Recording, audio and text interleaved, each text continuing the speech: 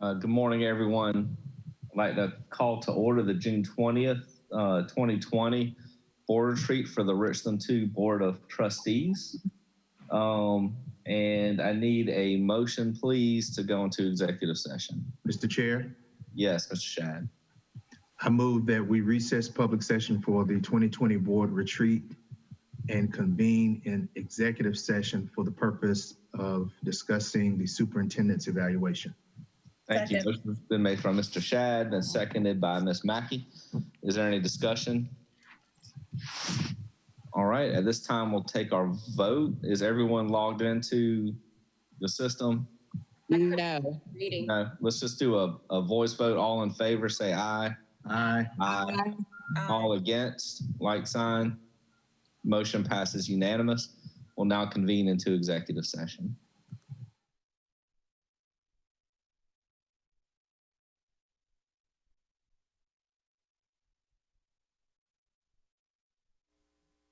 We're going to resume the June 2020 or June 2020. That's a lot of 20s. Board retreat where we just came back from executive session that was convened at that was ended at 9:44 with Mr. Shad making the motion, Ms. Mackay seconding, and a unanimous vote to come out of executive session. We were in executive session to discuss the superintendent's evaluation. I now need a motion to approve the agenda for today's meeting. Mr. Chair? Yes, Mr. Shad. I move that we approve the agenda for the 2020 board retreat. Second. All right, motion's been made by Mr. Shad, seconded by Ms. Mackay. Is there any discussion? With no discussion, everyone in favor, if you will say aye. Aye. Aye. Any opposed, like sign? Motion passes unanimously. We will now move on to the next portion, which is item 4.1, board members' request for information. So we had a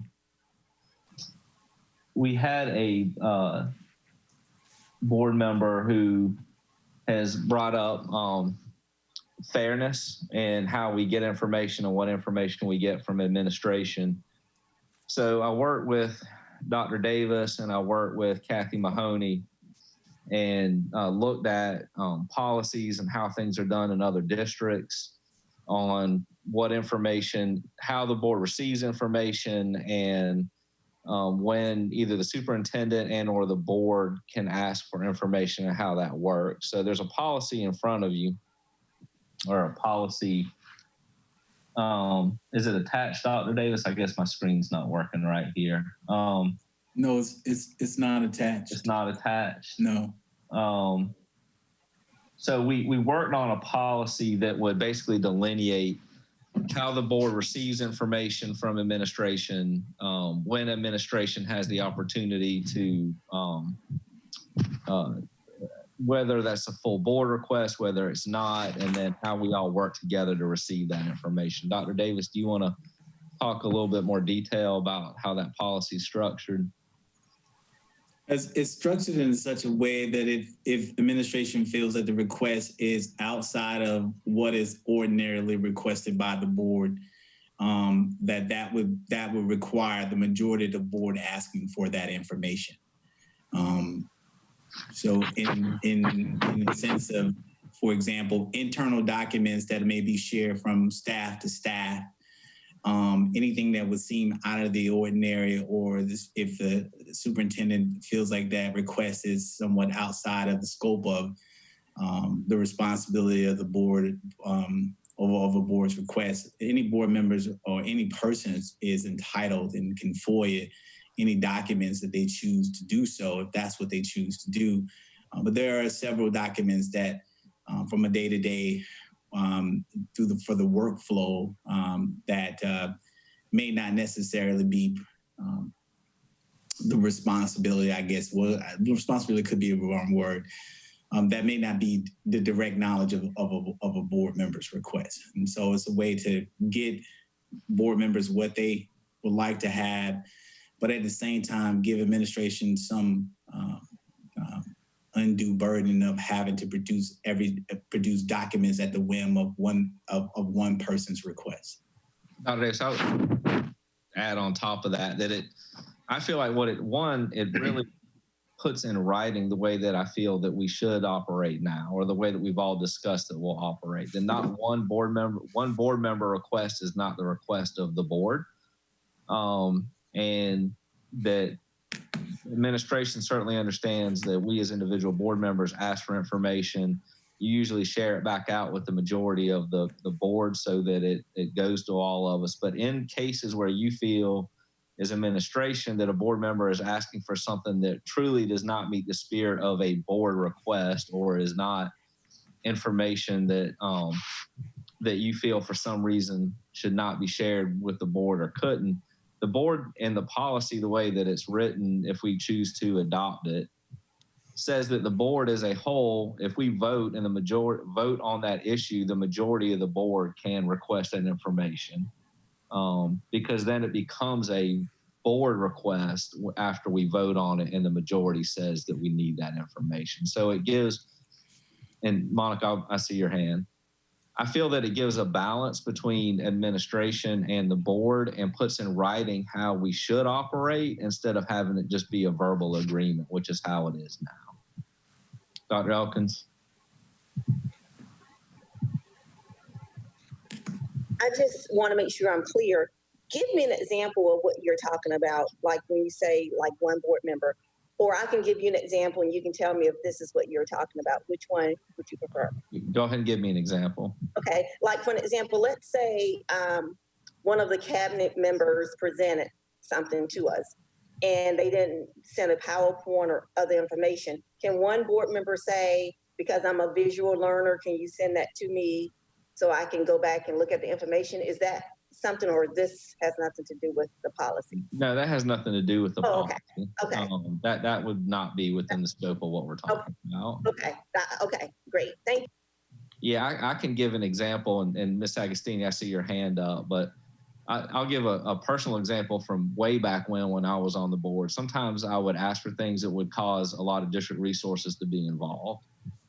As an individual board member, asking for detailed financial reports on all spending for food in the district. That may be something that takes up a lot of district time, where administration would say, that's an unreasonable request, unless the majority of the board really wants us to put that time into it, or that's not something that's a reasonable request. This would, and put in writing that Dr. Davis could say that's not reasonable, and I'm not going to give you that information. And then if I said, well, I want to go to the board and ask for it, then we would put it on a meeting where we would vote on it. And if the majority of the board said you need to give that information to the board, then they would do it. If the board voted it down, then that supports administration saying it's an unreasonable request. So it doesn't have to go to a vote, but it is something that could, if the board wanted to override administration's feeling that it was unreasonable. Does that make sense? Dr. Elkins? All right, Ms. Agostini. Well, first, I think it's unfortunate that the board doesn't have the policy in front of itself to look at it and review it as we're discussing it. My concern with this policy is when administration gives an answer at a special called board meeting and it's budget related, and then goes out and sends out communications to the district employees that contradicts a question that's specifically asked in a special called meeting or in a board meeting. When we're given the wrong information, how are we supposed to get the exact information? So that's my issue with this. And if we do pass it and we want corrections, then do we have to FOIA the district to get the correct answers? And it's my understanding, in speaking with the Attorney General, that under Wilson versus Preston, that we are, as board members, if it's budget related, should have access to information that the board requests. And I think that this policy, it'll give us the opportunity as a board, again, if we feel that what administration gives us or says is appropriate, it gives us an opportunity for administration to keep us from getting in the weeds, because some of the requests that I see does get us in the weeds. I mean, I think there has been some requests for communication from Dr. Davis to staff, and certainly we have the right as a board to ask for anything. As individuals, we do not necessarily have the right to ask for anything. And respectfully, I'll disagree. I think it's our responsibility as a board member to be asking for some of this information. And it's fine as an individual board member to ask for it, but I do think that we need to respect Dr. Davis's time and the line between administration and their staff and board roles and responsibilities. And I think this policy helps to put in writing a formal way for us to do that in a way that's fair to both administration and to the board. Dr. Elkins, and then Dr. Caution Parker. Is there any way that we can get this board policy up so the viewers can see it, and also so we can see it as well? Or yes, someone can read it to us? I was going to ask Libby if she would allow me permission to share my screen. I have the policy pulled up. Okay. So that it can be seen. The reason why the policy wasn't pulled up because I didn't think we were going to necessarily discuss the policy. Today, we were just going to discuss the request, not the fact that there was a policy that was a draft policy that was already provided. Okay. Had I known that we were going to discuss that, I would have had the draft policy ready. So let me just state that this was not an attempt not to have the board see the policy or the public see the policy. Okay. I thought we were just going to have a discussion around the request. And I do think that there needs to be I need to share some context then about this policy, since we're discussing why the policy was truly drafted, as opposed to talking in generalities based off of Ms. Agostini's comments. Well, and we can, Dr. Davis, we can get into that.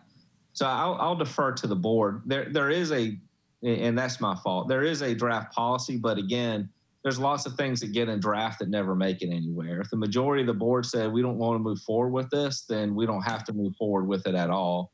If you truly want to see it to determine whether we need to move forward with it or not, I mean, I don't want to get into, we can't do anything with this draft until it goes through the formal process. So it would still, if we said we want to move forward for the public and for you all as a board, it would still have to go through our normal process. We'd have to put it up for first reading, for potential edits and that sort of thing. So this is not an attempt to make this the first reading of the policy. And I want to be very clear on that is not the point of this discussion today. This is not that, if that makes sense to everybody. Dr. Caution Parker?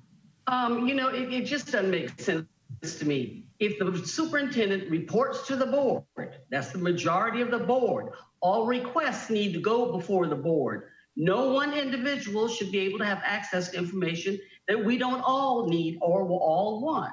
I think all requests need to go through the board and we approve what's requested, just like vote. I've got a question. As a superintendent, he does not answer to anybody, no one person on this board. It's all of us collectively, or the majority of the board. And why some people are on this power trip thinking that the superintendent, answers directly to them, that's not so.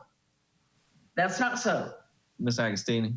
Well, I guess my question would be then, do we add to each board member or meeting any request on the agenda that a specific board member has, so that we're all in agreement on what we can ask of the district? Well, I feel like that would be extremely cumbersome, and the idea of whether we have this policy or not is not to create a burden and vote on every single request, because I think that that's unreasonable. This really puts in policy how we currently operate. We currently operate, and I'm sorry, we don't have it in front of you right now, but the idea of the policy is that it really formalizes how we currently already operate, and just formalizes that process, which I think personally I feel like is a good idea, because I think it clarifies and puts in writing what we need to, how we function. And I think it's fair for both administration and for the board. If the board really wants us to vote on everything, we can do that, but I think that would be an undue burden on administration and the board. And I think I lost Cheryl again. So, Libby, if you can talk to her. All right, board members, other questions or comments on this? Is this something that we want to look at and consider, or does the board feel that it would be, that it's not necessary? Or I prefer not to show it today. I just want to talk about the idea of it, and should we continue the discussion and present this, or do we think it's a waste of time? Dr. Elkins? Well, I don't want to talk about something that I can't see and can't read because I'm a visual person. And then the other comment I like to make is sometimes board members just want to be able to see things. And I don't think taking a vote every time one of us have a concern about something or would like to have more information and knowledge is someone going against the superintendent. I hope this year moving forward with my colleagues that we'll show a little more respect. And even if we agree to disagree, just respect the person's value being on the board, because the constituents put them there, not these colleagues that's on the board with us. And if they need something, give them the courtesy of providing that if it's not something that's in the weeds. I just think we need to just start supporting each other as board members and stop thinking that every board member is out to get the superintendent or they're out to do something devious, because that may not always be the issue. I mean, in some cases it may be, I don't know, I can only speak for myself. But if I'm requesting something, I'm requesting it because I need more information or more knowledge. I don't know why anyone else is requesting it. So I hope moving forward in this new school year that board members will show more respect to each other. And if you agree or disagree with someone, that you are showing in a manner that it's not like you're trying to throw your colleague under the bus, but you're supporting them, or you're asking questions as to why they need it, what's the backline or backstory behind it, and then do it in a more respectful manner instead of attacking board members. I mean, I see a lot of that, and we need to stop that. We need to be a little more supportive with each other, because it starts at the top. It starts at the top. Dr. Davis? Yeah, Mr. Manning, I don't know how much time the board wants to have, discussion with this, and I'm definitely here to support the board in whatever time we want to allocate to this. And I know this is probably not the direction that we were anticipating this conversation moving. I think it's important, though, since we have public participating in this meeting, this retreat, to understand that we're not talking about, like what Dr. Elkins Johnson is stating, and many board members ask for information. And the superintendent's office has never been in the position where we're saying we're not going to provide that information. So we're not talking about asking for, hey, can you tell me how many students did X, Y, and Z? Or can you tell me how many, what are we looking at with scholarship money? Or can you whatever those little things of pieces of information may be. And like many board members say, can we get that in a report? Or can we get that a follow-up on how this is going? That's just general information. And I think that comes with the ebbs and flows of a good board superintendent relationships and interactions.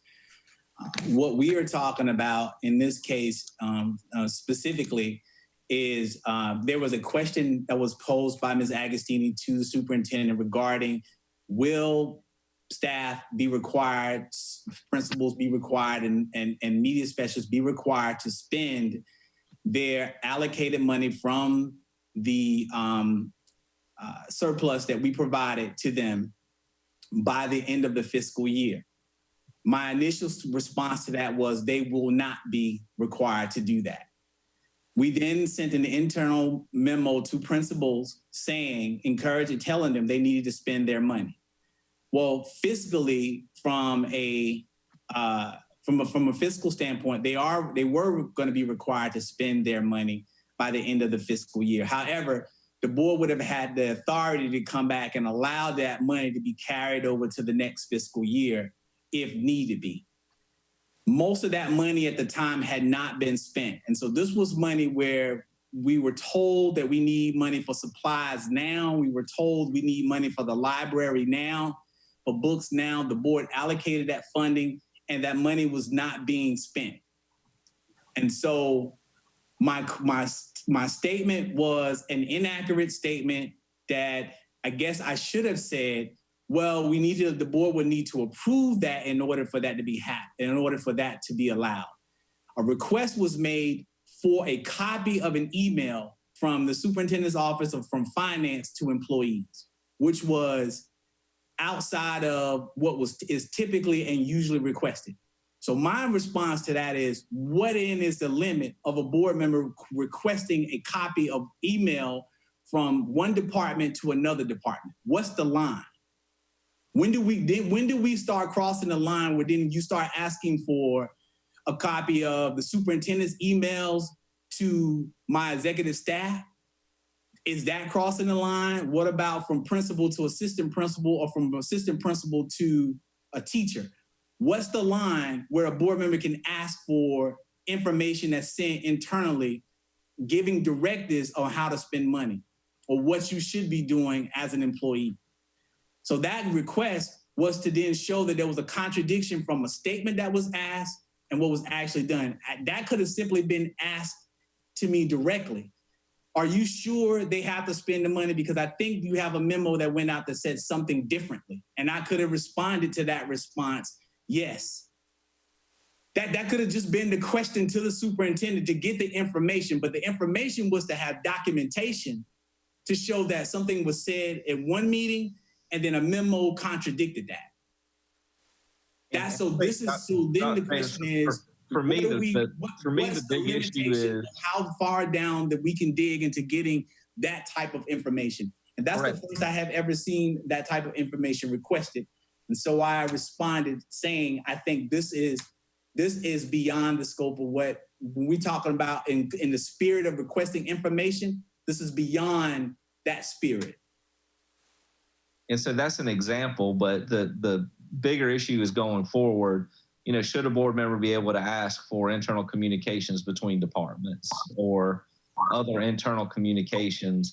And I think that as a board, we can request anything that we want, but as individuals, I think there are times when administration has to have the ability to tell us that that's beyond the scope of normal board superintendent relationships, or that it's not an appropriate request because of staff resources from an individual basis. So the point of whether we want to move forward with considering a policy like this is to put in writing what those boundaries are and how that would work.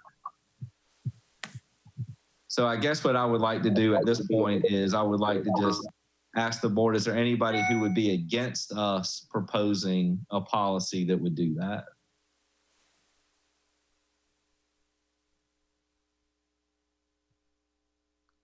Okay, with that, then at the next, then we will present the policy then for, to the board. I guess we'll send it out to the board, Dr. Davis, and then we'll put it up for a first reading at another board meeting. Okay. With that, we're going to move on. We have a slated break. Do we need a break right now, or are y'all okay with continuing on to department updates? I'd rather continue. I'm sorry.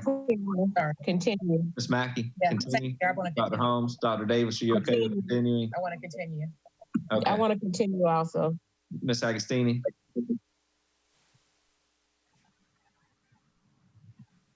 Sorry, I'm going to need to exit at this time, but Okay. Thank you. Thank you. All right, Dr. Davis, if you want to move on with department updates. Yes.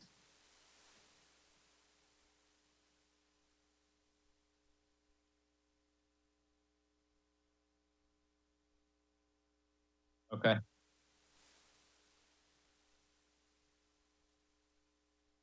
Okay, I appreciate it. That's fine. We're going to continue on. Go ahead, Dr. Davis, with department updates.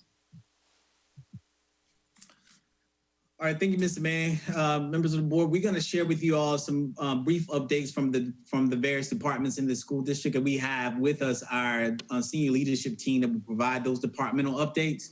You should have received any information regarding or with more detail of the updates, but we wanted to kind of give you an overview of what's going on and taking place in the district. So, Libby, are you going to Change the screen. You see it, sir? All right. I don't know if you all can see that, but we'll start with accountability and grants. Good morning. Can you hear me? Yes, I hear you. Good morning. You can see there our list of accomplishments that accountability and grants provided for you. As I was sitting here thinking, probably the three that I would like to point out to you that we're most proud of and that really address our high priority areas would be our continued support of formative assessments. That includes benchmarks. Especially proud of the number of schools that we're now up to with water safety classes. We have 16 that are slated if our grants are approved and if the pandemic goes away in time that will be participating. So we've grown from 2 schools 3 years ago now to 16. So I think that's really, really a positive accomplishment.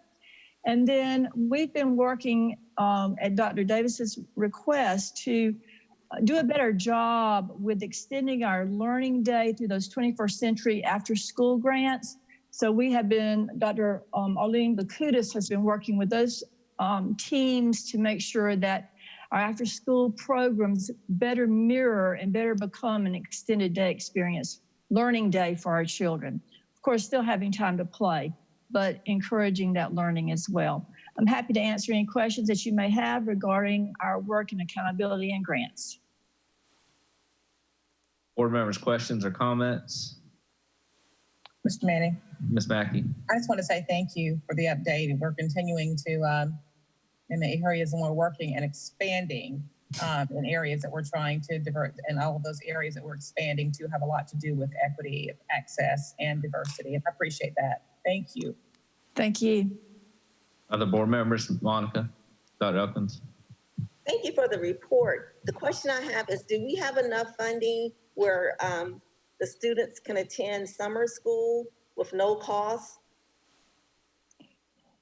Dr. Elkins Johnson, that would be a conversation that Mrs.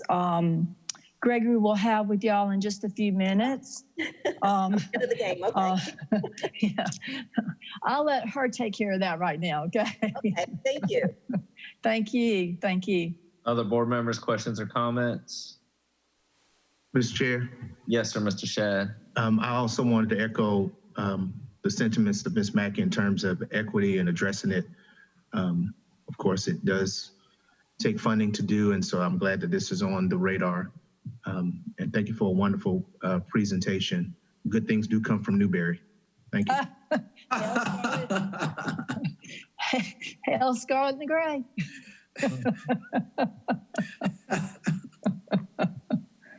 All right, other board members, questions or comments? All right, Dr. Davis. All right, next we will have administrative services. Good morning. Morning. Next, I'm going to just share an overview of the information that you have from Mr. Smith regarding administrative services. In the update, he speaks to our progress on training administrators in restorative practices, providing classroom management training to both new and veteran teachers, and some streamlining between school counselors and administrators regarding suspensions and interventions.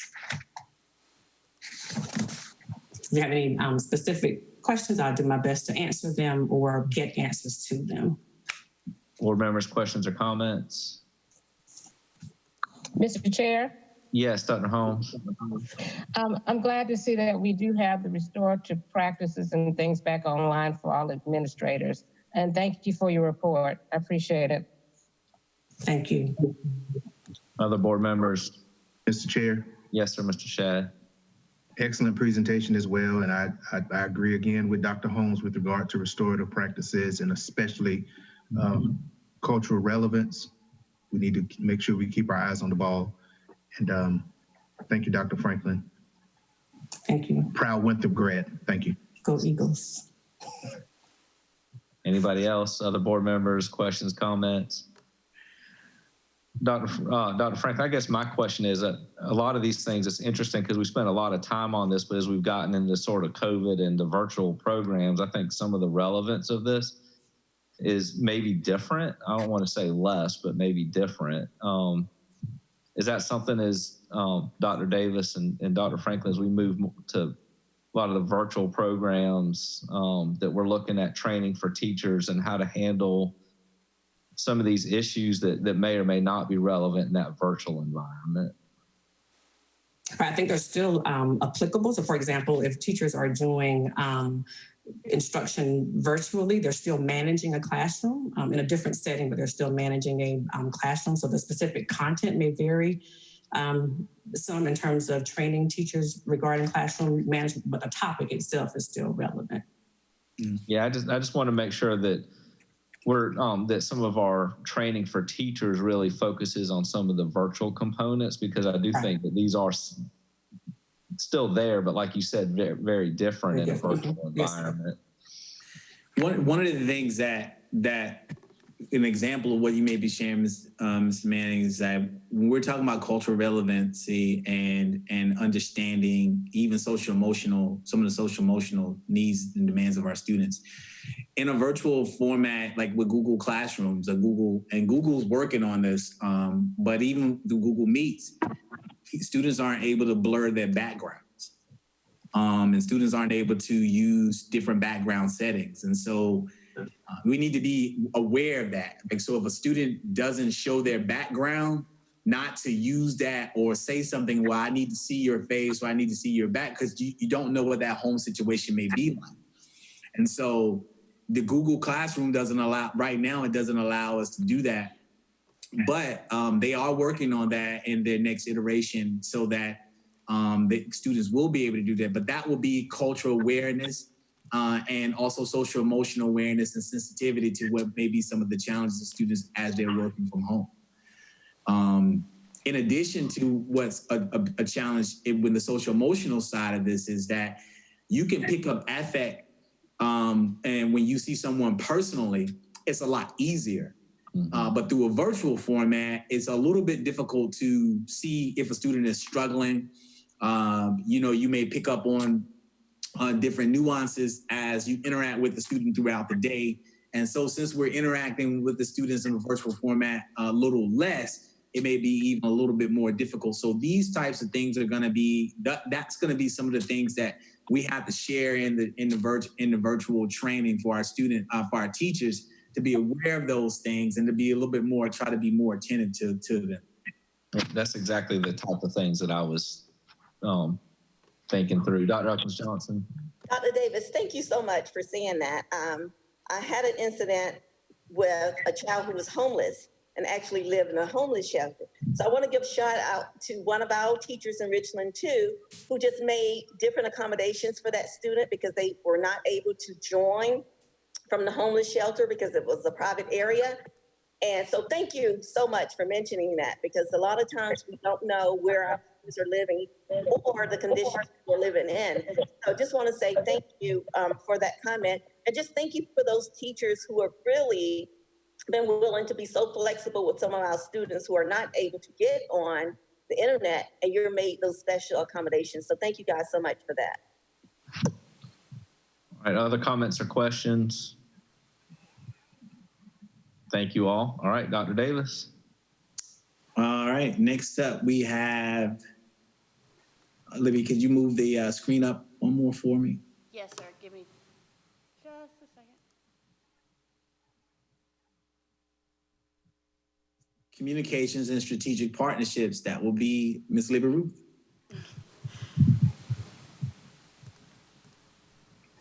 Sorry, I'm coming. I'm managing the live stream view as well, so I'm trying to get it straight. Okay, can y'all hear me okay? Yes. So the two items I have on here are directly off of the district initiatives, and an update on those, because when we get to the district initiatives, one of the things that you will see, the proposed ones for next year, you'll see these two initiatives will not be on there, and we wanted to explain why. The the iSmile initiative, which was, at the time, it's not listed that way, but one of, as you know, Dr. Davis's priorities was to establish a customer service platform, and a group worked on that outside of the communications with communication support, but a team of people from across the district developed the iSmile platform, and we launched it officially in January 2020. And we have been continually to reinforce and remind our employees about it, as well as share it with our community so they know what the expectations are of how they will, what type of service they will receive, which the goal is premier service. We even, after the district closed, we still used iSmile and had iSmile challenges during the month of April as a way to remind people that we could still provide that premier customer service virtually. And so we will continue to emphasize and reinforce iSmile. The work on the Richland County Legislative Delegation, we've done a lot of work, Dr. Davis especially, Dr. Miley, really making relationships with our legislative delegation, the types of relationships that make sure that you, when they call on you, when they need a piece of information about maybe legislation they're looking at, considering, we want to be their go-to people for helping them with that information. So we are working to develop those types of relationships. We work with our teacher forum to beef up and kind of expand their yearly event with the legislative delegation. So now, with my office becoming involved, it's going to be a part of the Department of Communications and Strategic Partnerships as going to have a concerted governmental affairs effort by our department. So since it is now going to be owned, basically, of course, still with support from Dr. Davis and Dr. Miley, with our office, then it will not be an initiative. It is now a program within communications. And the only thing that's not in the report, but I just want to mention, is the communications office, the team I work with, I'm very blessed to work with. I have to give them a big shout out because they quickly pivoted when the closure happened, and we started doing things we'd never done before. We're live streaming board meetings now. We turned a lot of events into virtual events, and that was really from that team's that I'm lucky to work with, ability to just be very flexible and open to many things, new things. So that was one of our biggest, probably, things we're most proud of this year. So I'll be glad to answer any questions.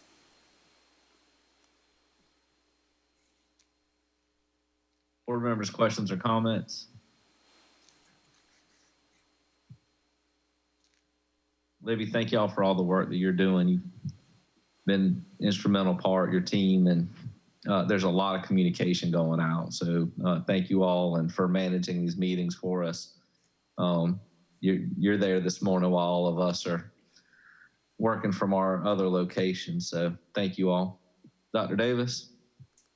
Thank you, sir. Thank you, Ms. Ruth. And so next, as Libby adjusts the screen for us, we have diversity and multicultural inclusion. And I believe Dr. Franklin is going to provide us with the information regarding DMI. Yes, sir. The report that you have contains a summary from Dr. Grant regarding her work this year. It includes where we are in terms of planning for the DMI conference, as well as what her work with schools has centered around during the past year relative to equity, and the celebrations, the cultural celebrations that the department has had during the school year. Board members, questions or comments? All right, thank you, Dr. Davis. All right, next we have finance, Dr. Miley.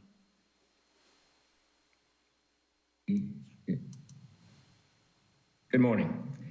I think I'm unmuted and video's going. Everybody can see what we provided with your update. I think one of the things that, of course, a lot of our initiatives shifted back in March, but I think one of the, Shelley Allen, Executive Director of Finance, has done a great job. We have converted to remote work, paying 4,000 people twice a month, paying bills for all operations, and making sure all of our vendors get paid. It's just phenomenal. Everybody's been able to do this from home. We had a lot of support from the IT folks to make sure we had the right equipment. But we have successfully done that, and it's been difficult for a lot of the team, but they've made it work, and really proud of them. And other than that, I think just the budget issues that we've had, we've been updating you about where we are in our budget. It's a constantly changing environment, but we think we're in a good place. The county gave us third reading with basically no questions asked last on the 11th for the local government portion. We'll wait until the legislature comes back in September, October to see what the state's going to do. But I'll be glad to answer any other questions. Board members, questions or comments? Dr. Miley, thank you. I think this is the first year I've been on the board that the county gave us what we asked for without a lot of questions or back and forth. So tremendous growth. And there was a lot of discussion up until the third reading. We thought they were going to have quite a bit of discussion about various issues, but at the third reading, there was no question. So thank you. Thanks. Dr. Davis. I think one of the things too to note that we've done, we did create out also, as we did with the back to school task force, a closing of school task force, and a graduation task force. We do have also a budget task force that is helping us with the CARES funding that's coming down from the federal government through the state to us as a school district on how to best use those funds for the upcoming school year. Keeping in mind that we have to have those funds spent by December of 2020. And so it's going to be important for us to make sure that we capture those funds appropriately, and also that we allocate them to the appropriate places that we can, because they're going to be is a one-time funding source for us as a school district and not a recurring funding source. Thank you. Yeah. Thanks for mentioning that. Yeah. And so next up we have human resources. Ms. Williams should be on the Zoom to provide us with a kind of overview of what's going on in human resources. Again, you all have received in more detail these updates for your perusal at your leisure. Ms. Williams. Thank you, Dr. Davis, and good morning. I would like to just highlight some of the things that we did in HR this year. The Premier 100 was launched in November of 2019. We felt that we had a successful launch with a number of young men who came to learn more about Richland School District 2. We also hosted the Call Me Misters in January, a part of the Premier 100 initiative. We also focused our attention to making sure that folks were trained on Title IX, our district administrators, our school staff, and that is something that we will continue as for the 2020-2021 school year. And that completes my report in HR. All right, board members, questions or comments? Mr. Shad. Thank you, Dr. Davis and or Ms. Williams. Do we know, and I know this is probably a loaded question given where we are with the pandemic and contracts and all of that, but do we have any idea, anything to measure new hires that fit that category with our Premier 100 going into 2021? I don't have the numbers right here in front of me, but we do have some contracts that were given and provided to some attendees from our Premier 100 initiative, yes. Okay. All right, thank you. And we'll be able to provide an update on that information regarding how many we were able to recruit, because it's important for us to know, for me to know specifically, are we on target with that, and do we need to do anything in addition to that? It was unfortunate we weren't able to have the actual conference this year due to the COVID-19, but we look forward to and providing that opportunity in the future. We felt like trying to move to a virtual format of that would have been a little bit challenging with all the other virtual things that we were trying to implement at the time. And so we just decided to let that one go and not take on that responsibility, but we're definitely looking forward to that. I think too, it would be important for you to share, Ms. Williams, if you don't mind, just very briefly, where we are as far as vacancies for the board,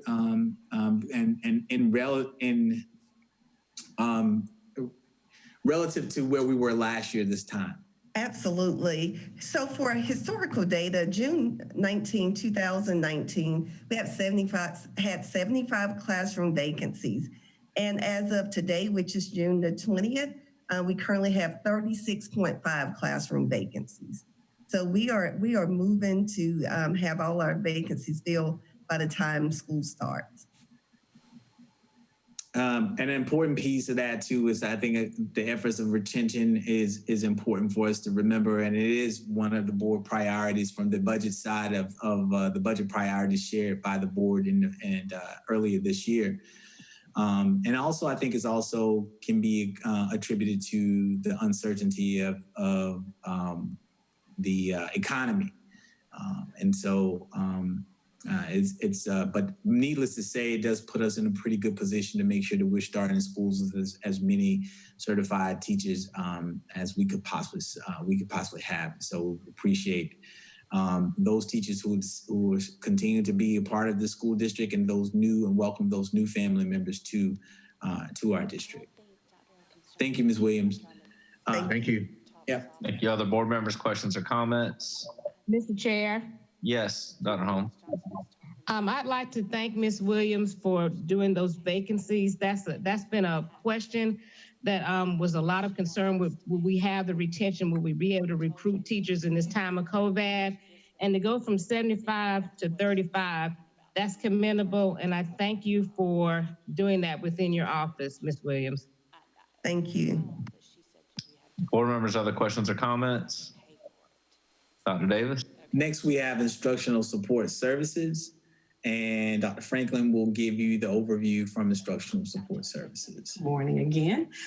You have before you the summary from instructional support services. It speaks specifically to progress made on the universal mental health screenings or social, emotional, behavioral screenings. So we did a pilot this year, as well as speaking to collaboration with our teaching and learning child development team to provide professional development to community-based child development centers that focuses on improving outcomes for all students, but specifically targeting students who may have disabilities or be at risk. Board members, questions or comments? Thank you, Dr. Davis. Just as a quick note to that, as you remember, we talked about that in last year's initiatives that we would have a universal screening for all of our students at multiple points throughout their matriculation through the district. And so this was just our efforts. Unfortunately, as you can see in the report, it was cut short due to the fact that we have COVID-19.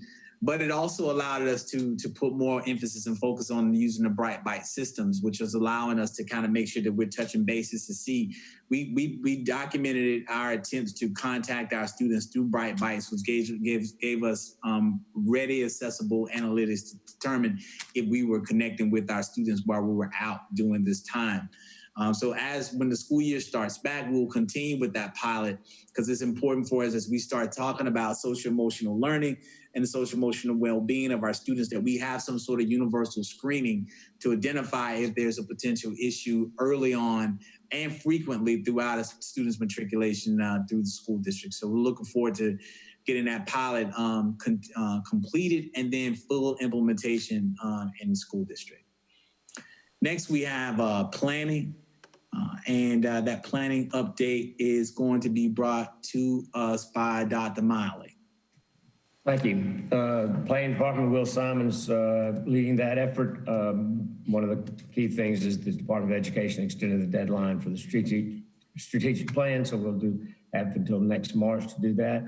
We're going back and really trying to dive into some of our analysis in terms of our growth of enrollment. It's been challenging, and I think this year may be even more so given the closure of schools and the uncertainty about how we're going to open up. And if you have any other questions, and of course, Fort Jackson is a big question mark out there in terms of how we're impacted by Fort Jackson.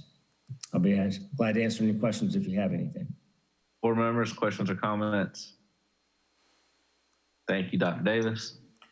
Next, Dr. Miles is going to share with us the report from operations. Well, thank you. I really need about an hour and a half to give you the highlights of what Will Anderson has done in operations. It's pretty amazing what they've done. You've witnessed one of the miracles that they pulled off, and that was the six graduation ceremonies. Truly astounding. That video tells it all in terms of what they did in a few days. But we've pivoted and worked very hard in terms of custodial upgrades, in terms of fighting the virus. Basically, we're renegotiating a contract right now with Service Solutions to provide additional services for the next school year. We've got it's hard to the food services. They stepped up, helped with feeding 300,000 meals during the COVID shutdown. It's just been tremendous amount of effort from a lot of departments and a lot of people. The lawns and grounds, we just trying to keep the place looking good. It's been a challenge as well.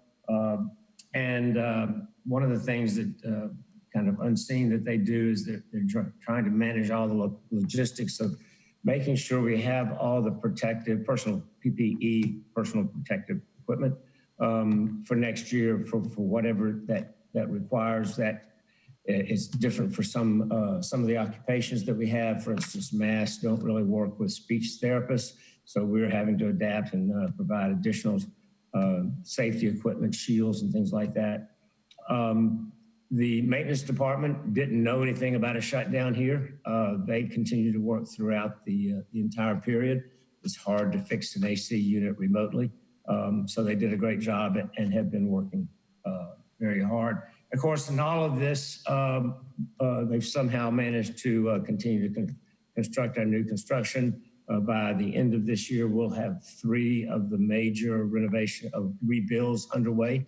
We'll have about $160 million of new construction going up with E.L. Wright, Bethel Hanbury, and Forest Lake. Those are all entering into the final stages of planning, and Will can give you a better update than I can, but just a tremendous amount of activity, and they've somehow been able to do that while dealing with COVID.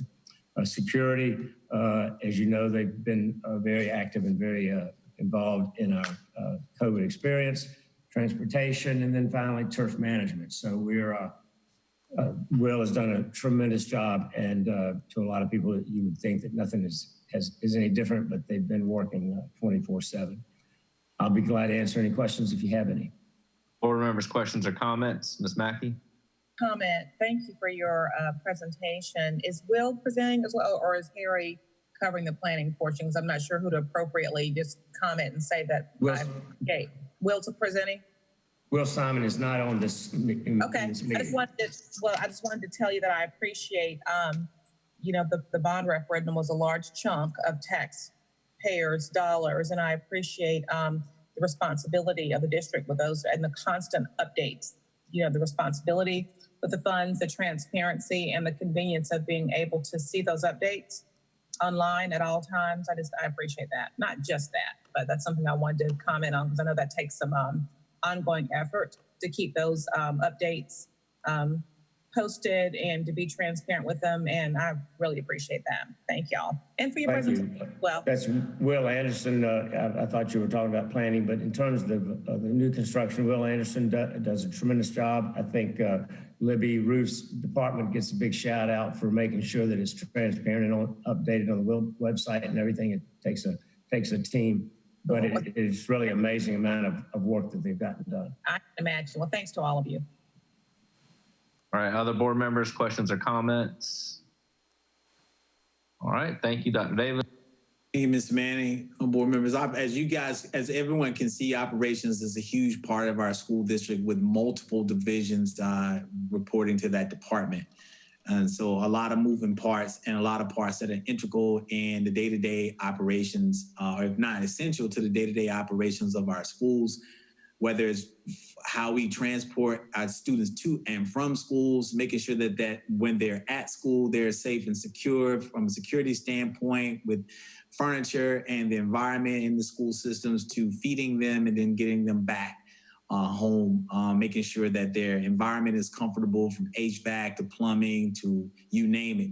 And so it's a very daunting task, but a task that I think not just, I think Dr. Malley did a great job of saluting Mr. Anderson, as well as those individuals in planning, Mr. Simon, but also a big shout out and big salute to all those team members in those divisions that make that thing work every single day, from every bus driver to every custodian that's on contract with us, to every HVAC and plumbing employee that we have, to the receptionist, to all those individuals, that carpenters. It's just a tremendous number of them that keeps this district humming almost seamlessly. And so we really appreciate all they've been able to do during COVID. Next up, we have teaching and learning. And I believe our teaching and learning report is going to be shared. I think it's going to be shared by Dr. Shealy, if I'm not mistaken. That's right, Dr. Davis. Yeah, and we'll double back and answer Dr. Elkins Johnson's questions about summer school, because I think we told that Nancy would be able to answer that question, but I think I can provide some clarity about that as well. Thank you, sir. And I apologize for that. I thought that Nancy was going to be on here, so that's my fault. So thank you so much. Wanted to start out by congratulating our teaching and learning staff. They have just done heroic work this year, especially beginning, as always, but especially beginning in March, because they had to turn on a dime to get e-learning up and running district-wide. Want to thank them, along with our technology learning coaches. They just did phenomenal work. Now, having said that, it really made it very apparent to us as we began e-learning that we had some equity issues throughout our district. So a special shout out to Tom Cramner and his team for doing everything humanly possible to make sure that we had access throughout our district. Wanted to share with our board, along with the list of accomplishments that Nancy and her team have provided there for us, that we had 450 of our faculty and administrators involved in Avid digital learning last week.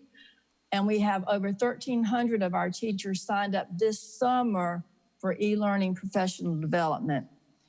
A special note needs to go into the fact that we now have a protocol for establishing whether our students are on grade level for math by the end of third grade. You know, our state put in Read to Succeed to address reading, but Dr. Davis's vision was that we needed to include math as well. So with the support of teaching and learning, along with Sean Suber and his team, we've established protocols so that we can ensure that our children are also on grade level for math by the end of third grade. As you know, that several of our assessments were canceled due to COVID, and so some of our data that we would have for you concerning 100% college and career ready is not as up to date as it normally would be, and Dr. Arnold will talk with us a little bit about that at our next board meeting. Be happy to answer any questions. Board members, questions or comments? Thank you. That was Herculean effort for all academic initiatives in that short statement. I know there's a lot there that y'all were working on. Dr. Davis. Thank you. Thank you. Libby, could you slide the page down one back down one, right there is good. No. Go up to the expansion of dual credit and of AP offerings. Yeah. I think it's just important. I wanted to share with the board and bring back to their attention this piece of expansion of dual and AP credit offerings, so that we can see where we are and how we've transitioned. You know how I feel about making sure that our students have access, all students have access to the most rigorous course offerings that they are able to take. That's not a barrier for anyone. And so through the implementation of the NIMSI grant that we initiated several years ago at all of our high schools, with the exception now of Richland Northeast, because they are a IB school, we've increased, number one, our dual offering courses from 18 to 31 since 2018. So I think that's a tremendous show that we have dedicated to giving answers. These are students who are not necessarily going to be your AP students, but students who can get college credit at a state supported institution. So if they go on to college, they won't have to take that course. That then translates to from 270 enrollments to 569 enrollments since 2016. We've expanded our dual credit. We've increased dual credit partners. We've expanded the NIMSI program now, and we also have shown that we've expanded the growth of AP as a result of NIMSI to the point that we were recognized as AP Honor Roll District, as well as also making AP accessible to non-traditional AP students, particularly girls, and in the STEMs areas, and 2 of our schools were recognized for that.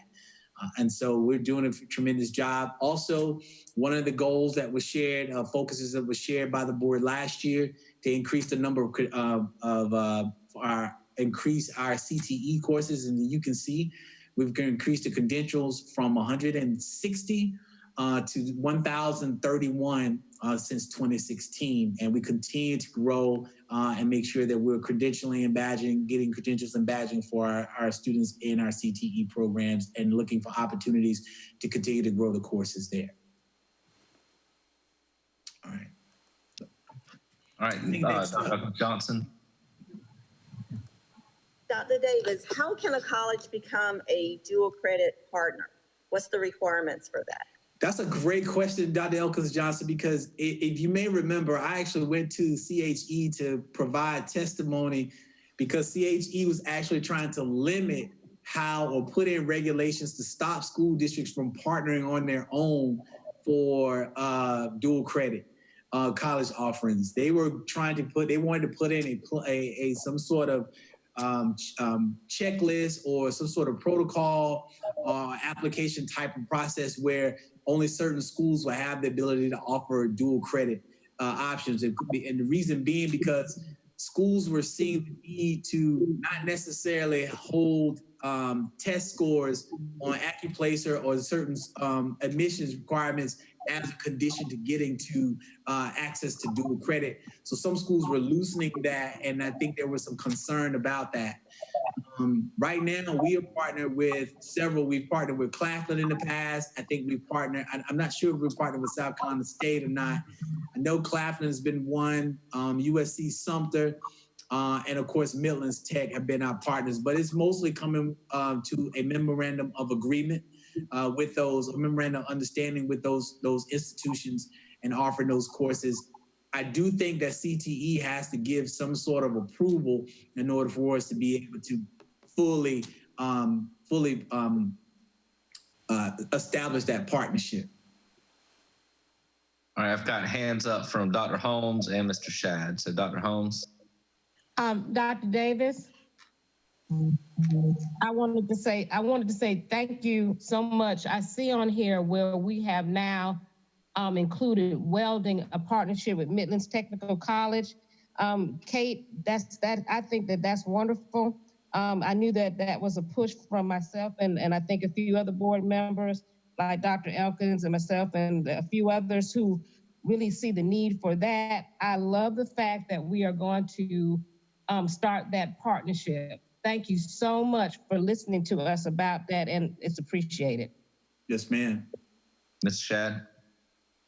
Just editorially, thank you, Dr. Davis, for highlighting the dual credit and the AP. I know this is not new. For those that know you, this is not just since you became a superintendent. This is what you were doing on the principal level as well at your former school. But this is, for anyone who's asking, how are you, what efforts are you making in terms of opportunity gap and the achievement gap?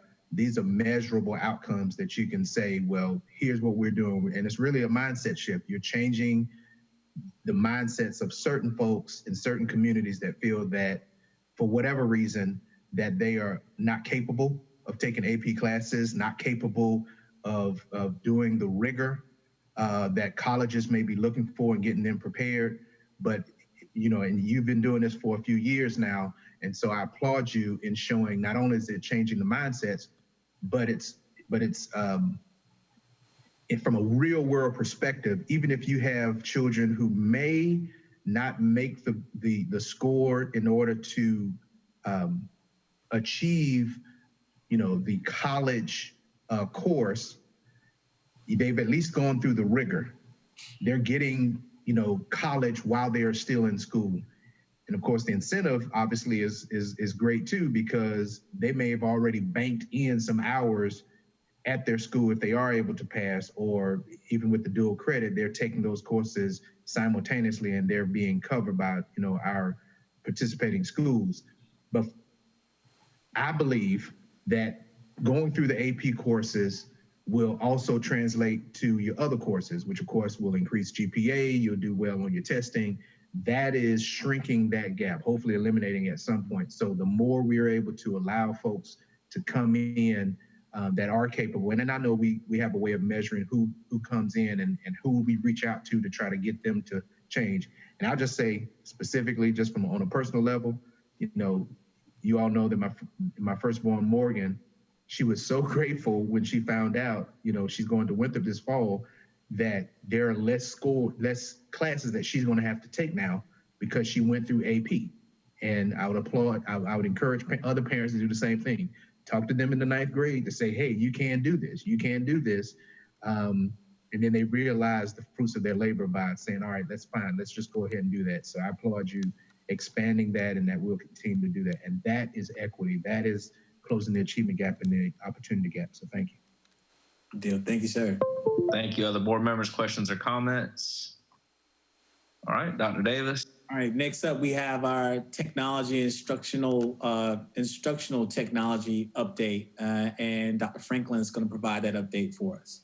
Thank you. Our last update is from the technology department. It's actually divided into 5 sections. And so there's a bulleted summary there of the work that the technology team has done throughout the school year in the area of instructional technology. The first item listed there is one of our low urgency priorities from the previous school year, and that would be the computer science immersion program at Sandlapper. In the area of innovation, there's a summary there. I just want to highlight that the innovation team facilitated 2 challenges, one related to equity and the other related to COVID-19 and e-learning. There is an infrastructure and support summary, which includes migrating data backup and recovery, as well as uninterrupted power supply replacements at schools. And in the area of business systems, again, there's several items listed there, one of them being our district's classroom observation management system, which has a very robust reporting feature that allows us to get real-time data regarding instructional practices at schools. And then the last section is how the department specifically responded to the school closure and helped us pivot from brick and mortar to e-learning. Thank you. Board members, questions or comments? Monica, Dr. Elkins, I'm sorry. I don't have a question for Dr. Franklin, just Dr. Davis. Is this within our limits as a board member to request the information that's shown on the screen so we can actually go back and review? Because I know we're just giving a 5-10 minute presentation, but I'd love to go back and be able to read all of this and see exactly what's going on. So yes, this is in our guidelines to request. Absolutely, absolutely. Okay. Thank you. Is it not linked in board docs? It is. The material that's given to us is in our board docs. Not all of this. It is. All the bullets and all are in there. It must have come later because I didn't see that. So I can go back and research that. Yeah, that's fine. It's in there. I'm actually looking at it on that view so I can keep an eye on y'all. So it's in there. Just as a point of emphasis here as well. As you all can see, one of the things here is the second bullet under response to COVID-19 pandemic. So, kudos to Tom and the team for really leading this conversation with Spectrum Cable to see what the possibilities are going to be with us for us creating a partnership, which really speaks to the strategic plan of our school district to have partnerships as one of our principal practices. But establishing a partnership with Spectrum Cable to help us identify those families that we would consider that last mile project or the last mile initiative so that we could get some sort of internet services into those families' homes. Again, this is an example of what we were talking about, that we want to be better off than what we were prior to COVID-19. And so we know who these families are. We want to make sure that we can close that opportunity gap. As Mr. Shad said, that's an example of closing that opportunity gap that will hopefully close the achievement gap for our students by making sure they have that access at home. And then also facilitating those 8,300 Chromebooks in a matter of a few days, to getting those Chromebooks in the hands of second grade to fifth grade students who weren't taking their Chromebooks home. Now our second to fifth grade students are taking their Chromebooks home, and we're working on Chromebooks now for K through 1. And so, again, positioning ourselves to be a little bit farther ahead than where we were before COVID-19. So if for some reason, whether it's another 100-year flood and we're out for 5-10 days, or if it's another hurricane and we can't go to school for several days, or a school loses power and those students can't come to school for 2 or 3 days because of a water main break, whatever it may be, if we have to switch or pivot very quickly, we want to be in a position that we're not leaving anybody out so they can continue to get their educational services while we're away from each other in the actual building. Dr. Davis, I don't need you to respond to this right now. I just want to make a comment.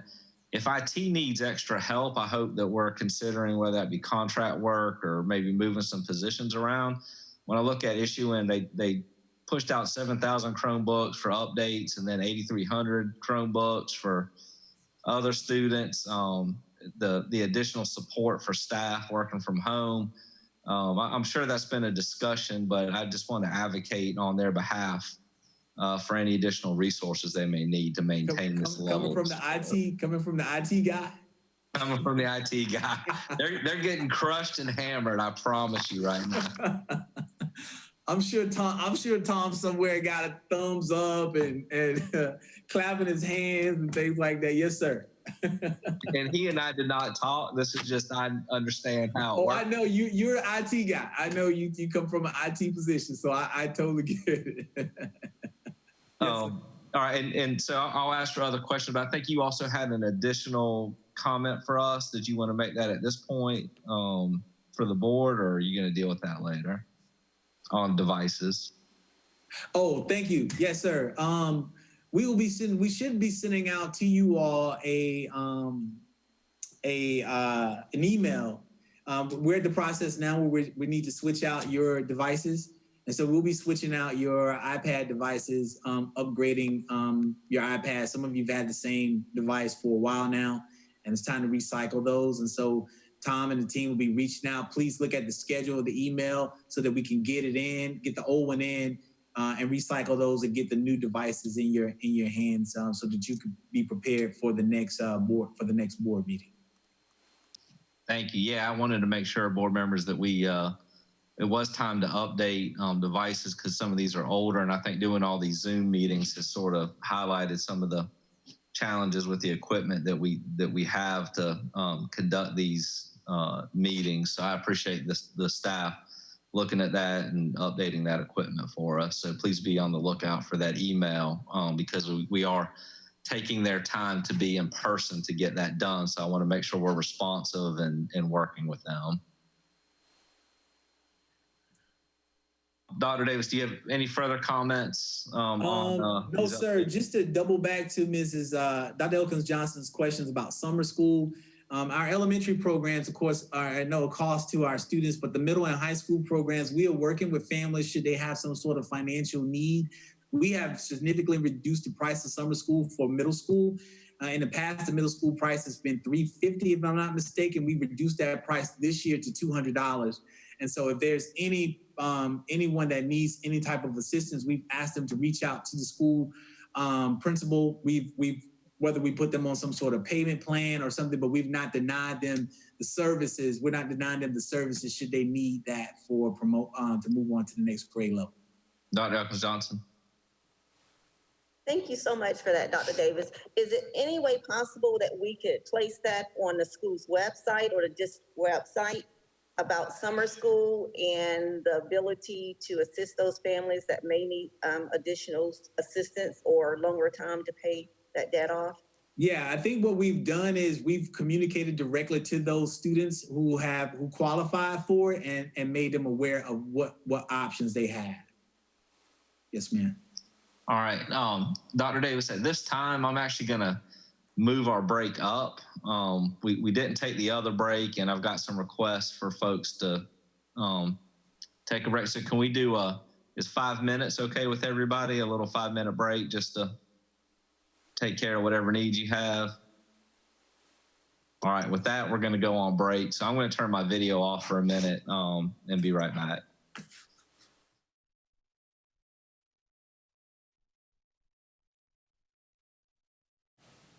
All right, I'm gonna open it. Do we have everybody? I don't see Dr. Davis. I'm missing people. There he is, okay.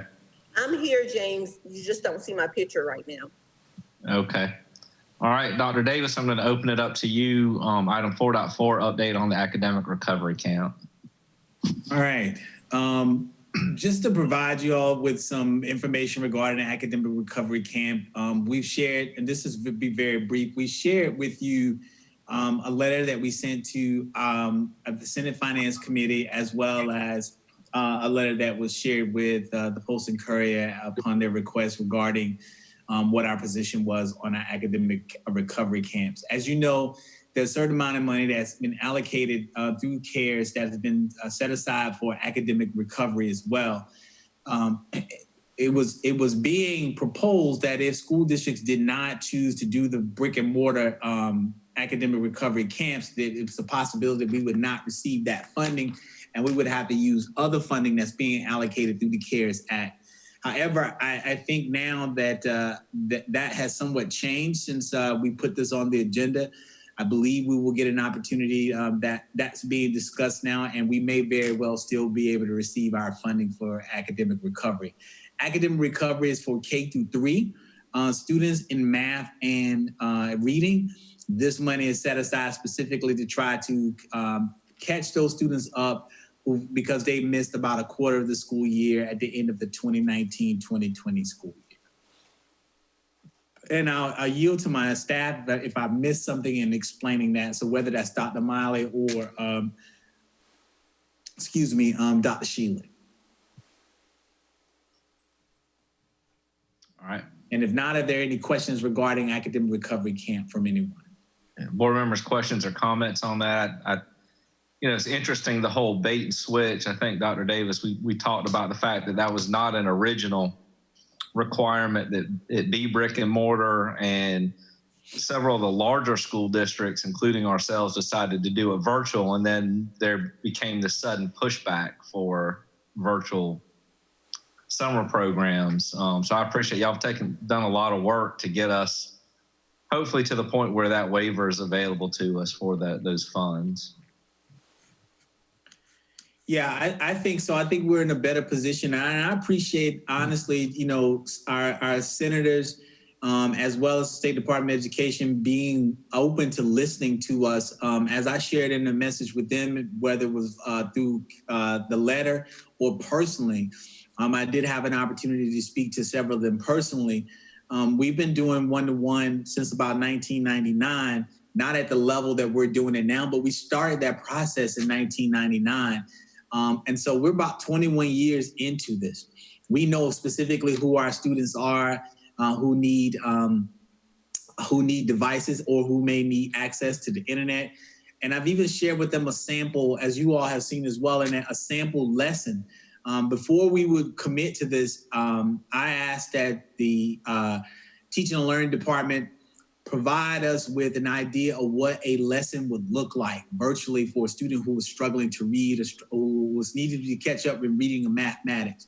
So I personally sat through the lesson along with Dr. Franklin and several other members, Dr. Shealy, several other members of the senior staff, to experience what that would look like in a virtual face-to-face setting. And then after experiencing that, I felt that this was our teacher did a phenomenal job of putting this lesson together. And I think it was something that I would feel comfortable having my son or daughter participate in as opposed to having them come to school in the middle of July, particularly now as cases continue to peak, number of cases continue to rise in Richland County and in the state. I would feel more comfortable having my student participate this way at this time, as opposed to having them come to school and putting them on a school bus and things of that nature. Yeah, Dr. Davis, this is just the tip of the iceberg of these types of issues that we're going to run across as we begin to reopen the economy and schools, school openings next year. So again, thank you all for being on top of it, handling it, and for keeping us up to date. So unless there's any other questions or comments there, I'm going to move on, Dr. Davis, to item 4.6, the district initiatives and board priorities. Dr. Davis. Yes, sir. Well, we had a chance to talk a little bit about some initiatives, and I wanted to share with you all. As you know, we've been keeping a running list of initiatives in the school district. Starting last year, we've identified those districts in 3 areas: high urgency, intermediate urgency, and low urgency initiatives. They are all of importance, but we had to classify them or categorize them so that we could get the work of the district done in the most appropriate way.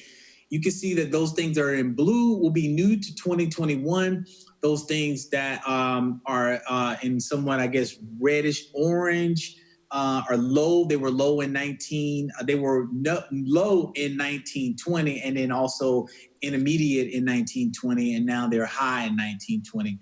As you can see, our high urgency initiatives, employment, recruitment, and retention continues to be a focus as an initiative for the district to continue to work on that. It's important for us not only to be able to recruit top talent, but also to retain that top talent. And there are numerous ways that we're going to have to do that. One, as you know, is going to be making sure that we are offering competitive starting salaries for our teachers. And so that's something that we've heard from the board, as well as keeping classroom sizes, trying to keep classroom ratios low. So we need to continue to work on that initiative, and that's why it remains high. The continuing implementation of MTSS, especially coming post-COVID, it's going to be important that our multi-tiers of support systems are steady and in place. It also allows us to work on reducing our work as it relates to social emotional needs, as well as discipline and things of that nature as well. On grade level reading and mathematics by 3rd grade continues to be an initiative, and it was shared with you earlier that we do have a process in place to be able to help us identify how our students are performing, if they're performing on grade level in mathematics. So we will be fully trying to implement that this school year. We have 100% continuing 100% participation, 100% college or career ready for our students. Middle school start time has now made its way to into a high urgency issue. We do know our middle school students start extremely early, and we know that research tells us that those students should not be starting as early as their adolescents, and they need more sleep. And so we are looking to revamp or readjust our start times for middle school. Zoning is going to continue to be an issue, and so we have moved zoning now from an intermediate to a high urgency. We will be looking at zoning and providing some input, getting input, as well as providing and updating the board on the zoning of our school district and what our anticipated needs are going to be. At-home Wi-Fi, 100% at-home Wi-Fi has moved from a low urgency to a high urgency area as a result of COVID. So we'll continue to that last mile initiative that I've mentioned many, many times. And then the new urgency issues, high urgency issues, will be culturally relevant teaching and equity and anti-racism work for our school district. We have done a lot of work when it comes to equity in our district. We continue to, I think, lead the state as one of the school districts, one of the only school districts in South Carolina that actually has and passed an equity policy, and kudos to our board for being progressive and forward thinking in that. And now the work begins in making sure that we have culturally relevant teaching and practices going on in our school districts, as well as that we are working on anti-racism in our school district and dismantling some of the systemic or systematic issues that provide an inequitable treatment of students in our schools. Social emotional health of our students and our employees, and we want to emphasize employees as well. We do spend a lot of time on focusing on this social emotional well-being of our students, and rightfully so, but I think it's important that we also consider the challenges and struggles that our employees have. We want to make sure we have socially, emotionally healthy employees to put in to work with our students on a day-to-day basis. And I've already shared with you all about the virtual options and increasing our virtual infrastructure and platform for our students and giving our students and our parents options for a virtual educational setting if they choose so. And so that's made its way to the high urgency issue as a result of what was demonstrated, the needs were demonstrated from COVID. The intermediate urgency issues continue with Algebra 2 by 11th grade, implementation of MTSS, is duplicated. I'm sorry, that should not be there. That should have been taken off since it's been moved to high urgency. The discipline, reduction of incidents and suspensions and expulsions, continue to work on our discipline by reducing those incidents, continuing with the expansion of dual and AP credit, the water safety for elementary students. We still have a focus for CTE. We're gonna continue the implementation of AVID, which has moved from, it was a high urgency issue, is now moved to intermediate since we've already started the implementation process. We've also moved universal social emotional screening from high to intermediate since we've already started the process of doing that. And then we're looking at a new one, which is just something that we're considering is called work from home option. And so we're looking at some of the individuals who, as we're transitioning folk from Brookfield to the district office, or opportunities for individuals to maybe have some people be able to work from home. This also could be, and this is more office positions, but also in the virtual option as well for teaching. And maybe this is some sort of idea of that can be used for recruitment and retention. So we're examining that this year. Our low urgencies, we're going to continue with the continuity in our after school programs. As you know, it's important, as Dr. Franklin, Dr. Sheila shared earlier, that our after school program becomes more of an extended day academic program, not just a program for students to go after school and wait for their parents to pick them up, but not only is it an extended day, but the continuity is across the system is the same. That the students are getting the same type of experience in our after school programs that we expect for them to get in a regular day school setting. Credit recovery and making sure that process is also has some continuity to it and it is the same from school to school. We've moved the Diversity and Multicultural Inclusion Conference. We do want to still have that conference, so it's still something on the radar for us to complete.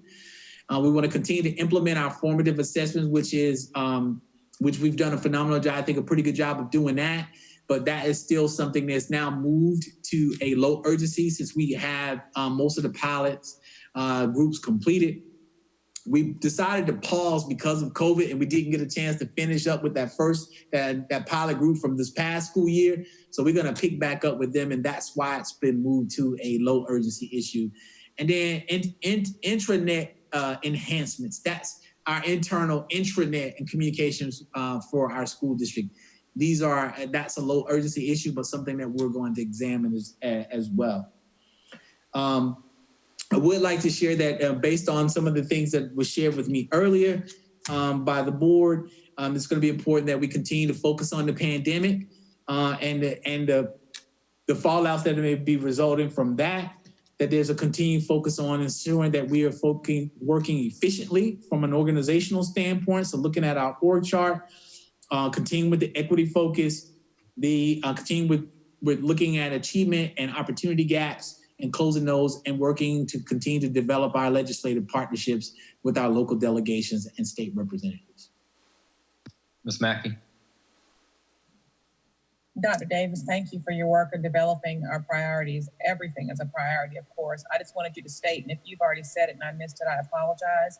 I just wanted to clarify that, because we'll get emails or phone calls later. Everything is a priority, and it is your job and your team's job to prioritize them, with regard to rank, high, immediate, and low. They're all priorities. So I don't want anybody thinking that because something's in the low urgency category that it's not a priority. It's all a priority, but it's your daunting task to categorize them. And when you categorize things, you're going to have things at the top and you're going to have things at the bottom, but it doesn't make the things at the bottom any less significant than the things at the top. I just wanted to state that for the record. Of course, that's obvious, but I just wanted to put it on record. Thank you, Dr. Davis. Yeah, that's correct. And in addition to these issues, these immediate, high, immediate, and low urgencies, again, the urgency list comes from something that we use here at the district office when we talk about how we lead. It's called I lead.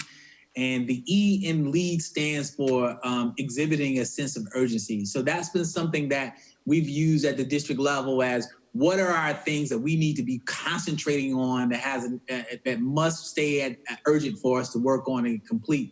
We have a lot of things that we're working on simultaneously. Some things are just considered projects. And so if it's a project, it's something that may be taking place in one department, but it doesn't require a concert effort from multiple people to pull it off. These are things that are going to involve a lot of individuals, multiple departments to make sure this happens. But there are several things that are going to be taking place throughout the year that really only involves maybe a department or a division within that department, and only a couple people may need to do that and actually accomplish it, and that will be a project. All of this, though, happens under the context of our principal practices, a part of our strategic plan. So, being data informed, being diverse and inclusive in our practices, making sure that we have the right partners and that we're communicating with them as well. All of those things are going to be central to what we do, and as well as strengthening our culture environment, making sure that we have talent and that we're achievement focused. Thank you, Dr. Davis. Other board members, questions or comments? Dr. Davis, I guess my one question for you, and it's truly a question, should we incorporate somehow into this, either mark some of the items that are related to COVID so that we understand that that's sort of where it originates from, or a separate column for COVID that indicates just being that that's a priority to manage that? Or is this truly being incorporated in such a way, a lot of these initiatives, that it's not really necessary to identify it as sort of COVID driven? I'm not, I think it could be a good idea. I think we can probably mark them as not, and necessarily not create a separate list, but mark them. So like the virtual education option, you could put a star, a mark it there, and that could be something that's really been accelerated as a result of COVID. Because as we've all shared, Ms. Manning, all COVID did was really expose or shine a spotlight on a lot of the issues that we already knew about. We already knew that we had a digital divide. We already knew we had a homework gap and an opportunity gap. We already knew we needed to build out our virtual platforms. So, but we were just people, and when I say we, I mean just in education, period, in the state. We were just kind of chugging along and we were dealing with it. But COVID has really said and shared with us, we need to accelerate this, these efforts and these initiatives. And so that's what it's done for us. It's really helped us get a focus. Okay, let's go ahead and accelerate this work while we are in this pandemic, so that we come out, this will not be an issue. Hopefully will not be an issue in the future. So I definitely will say yes. The social emotional health of students and employees, the way we were doing it before, we weren't really thinking about what that platform looks like virtually. How do you provide that virtually? I think you asked that question earlier. Like, how do you provide that virtually? So we need training on how to do that virtually. An example of that is like telehealth and telehealth options for our students. We really weren't having telehealth, we weren't using telehealth that much in the district, if we weren't using it at all. So we know we probably need to have some sort of agreement or some sort of partnership with someone so that we can offer telehealth for our students.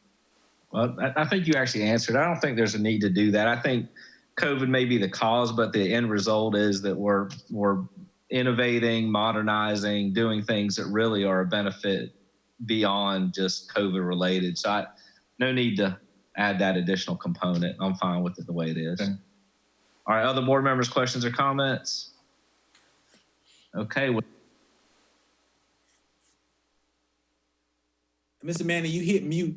Yeah, sorry. With that, I will take a motion for adjournment. Mr. Manning, before you do that, I would like to make one just clarifying statement. I would like to, just for the record, since we are, this is a recorded session, the integration or the update of the board's devices, I don't want that to come across as it's something that's new or something that's special for the board. It is just time for us to update devices, period. And so as we're updating our devices, it's time for that cycle for the board to get the devices that they need in order to do their work efficiently and effectively as well.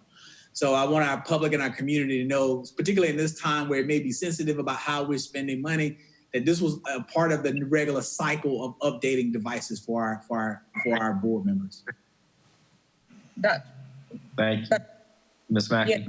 And just to put a number on that, I've been on the board since 2014. I've had my device since then, and I'm sure that board members like you, Mr. Manning, who've been on the board longer than I have had the same device as well. We're not trying to update every year or so. Right. That's like I think, so it's reasonable.